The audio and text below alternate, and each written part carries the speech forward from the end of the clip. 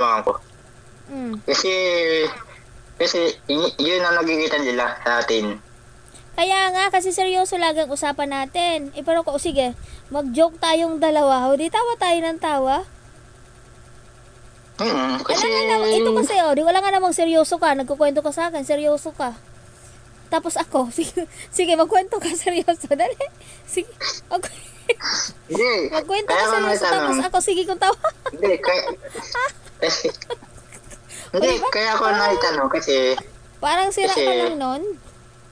Hindi, sagutin mo na ako. Kaya ako nagtatanong, parang may sasagot lang ako sa mga followers ko. Lalo na mga pinsan ko. Kikita nila. Kasi kamo, seryoso ang usapan namin. Nakikita nila ang mga comments natin. Ba't ganun comment? O syempre, guardians kasi tayo sa mga comment section. Alangan. Oo. Bukod sa guardian, diba ba't ganun para sagot? O di ba tawa ng tawa tayo kasi nakapapatawa ka. O di tawa ko ng tawa sa comment ko. Ito kasi ang situation, lagi tayong seryosong dalawa mag-usap eh. Di ba kung kunyari kinakausap mo ako seryoso, imagine mo to. Seryoso ka tapos ako. O di ba parang baliw lang nun? Natuwa ako kayo sa comment ni Ate Wayne. Nakaka-insulto yun, di ba? Yung seryoso ka tapos ako sige tawa. Nabasa mo ang comment ni Ate Wayne? Nabasa mo? Ano sabi niya? Ano nabasa mo? Sabi mo kasi, si papa mo, si tatay mo, mana sa'yo. Sabi niya, bakit ikaw ang tatay? Baliktad kasi eh. Kaya sabi ko, mana ka sa tatay mo. Ganun yung comment ko.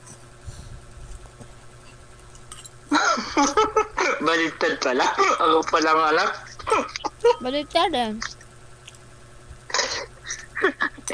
Ate, napatawa ako. Oo. Napasaya ako si Ate Wing.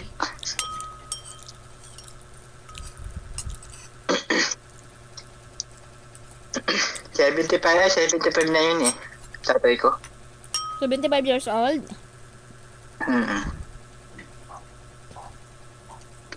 Sayang to, busin ko to. Kahit masakit na ang tiyan ko. 76 yata o 70... 76 nga. 2 taon na hagit nila eh, 2 taon. Hagit nila. 74 eh. Sino? Nanay ko. Ang nanay ko, 74. Opo.